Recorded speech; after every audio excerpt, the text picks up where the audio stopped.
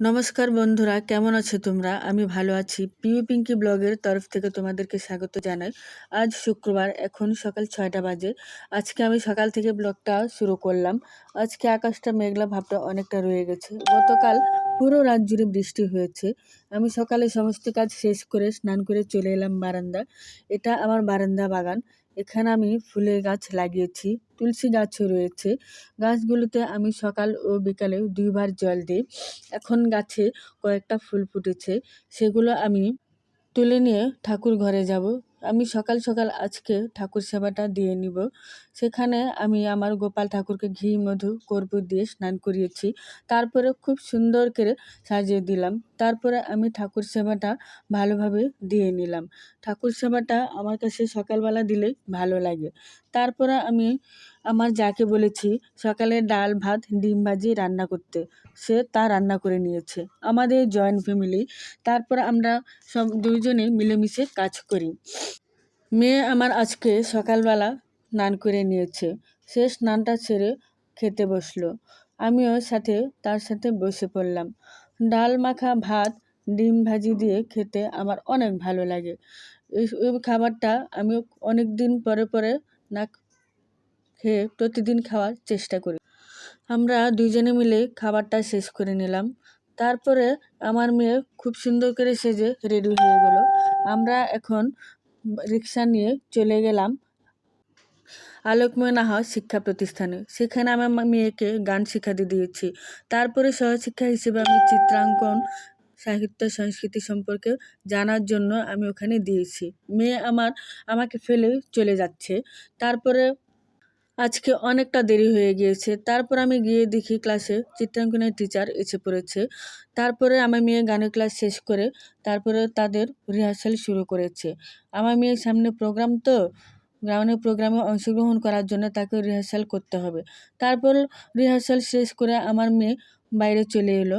এখন আমরা আমার বাসায় চলে যাব। বাসায় গিয়ে আমাদের অনেক কাজ আছে। দুপুরের রান্নাটা করতে হবে আমাকে। তারপর আমি বাসায় চলে এলাম। এসে প্রথমে আমি লাল শাক রান্না করব।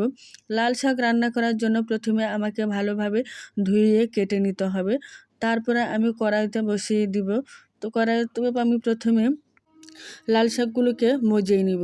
মজানোর জন্য আমাকে প্রথমে কাঁচামরিচ, একটু লবণ, একটু হলুদের গুঁড়ো দিয়ে আমি ভালোভাবে একটু নাড়াচাড়া করে তারপর আমি এটাকে ঢাকিয়ে দিব। ঢেকে দিলে এটা মজতে খুব তাড়াতাড়ি সহজ হয়। মজানোটাও হয়ে গেল। আমি জলটা যাতে ভালোভাবে শুকিয়ে যায়, এখন আমি এটাকে নামিয়ে নিব। তারপর আমি কড়াইতে গরম করে তেল দিয়ে দিব।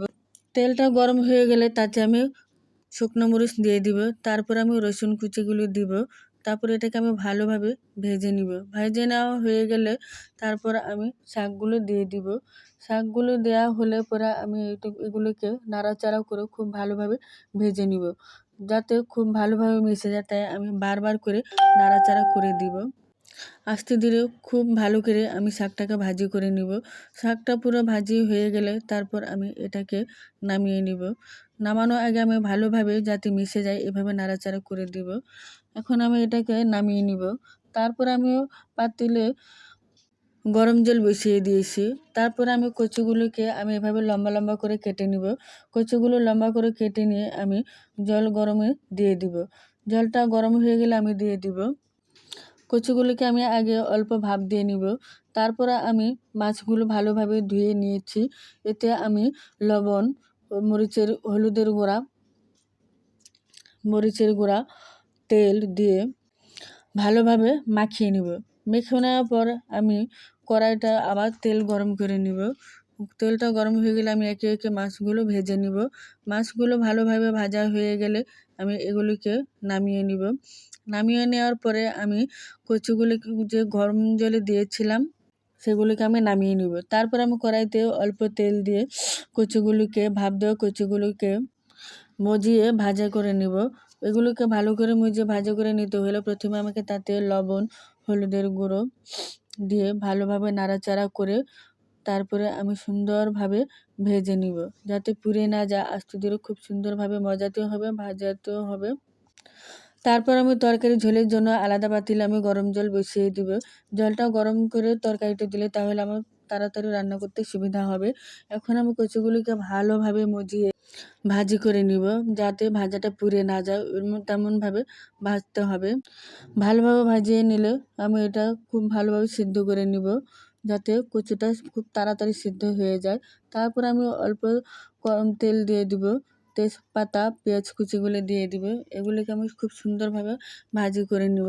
ভাজি করা হয়ে গেলে এখানে আমি হলুদের গুঁড়ো, মরিচের গুঁড়ো, ধনে, জিরে, লবণ পরিমাণ মতো দিয়েছি।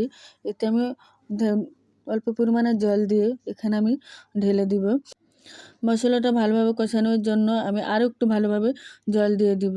জলটা দিয়ে মশলাটাকে আমি সুন্দরভাবে কষিয়ে নেব। কষিয়ে নেওয়া হয়ে গেছে, তারপর আমি এতে কচুগুলি দিয়ে দিব। কচুগুলিকে ভালোভাবে নাড়াচাড়া করে মশলার সাথে মেশাতে হবে। মশলার সাথে মিশিয়ে নিলে সুবিধা হয়। তারপর আমি এখানে গরম জল যে করে নিয়েছিলাম, সেই গরম জলটা আমি তরকারিতে ঢেলে দিব। গরম জলটা ঢেলে দিলে আমার সবজিটা রান্নাটা খুব তাড়াতাড়ি হয়ে যাবে। এখানে আমি আস্তে ধরে খুব ভালোভাবে জাল তুলে নিব। অনেকক্ষণ তরকারিটা খুব ভালোভাবে জাল তুলে নিব। ভালোভাবে জাল তুলে নিয়ে তারপর আমি এখানে একে একে ভাজা মাছগুলো দিয়ে দিব। ভাজা মাছগুলো দিয়ে আমি আরও ভালোভাবে জাল তুলে নিব। জালটা ভালোভাবে হয়ে গেলে তারপর আমি এখানে গরম মশলা গুঁড়ো দিয়ে দিব। গরম মশলাটা দিয়ে আরও কিছুক্ষণ ভালোভাবে জাল তুলে নিব। তারপরে আমি তরকারিটাকে নামিয়ে নিব। দেখো আমার তরকারিটা খুব সুন্দরভাবে হয়েছে। তারপর আমি লাল শাকটা যে রান্না করেছি কেমন হয়েছে জানাবে তোমরা।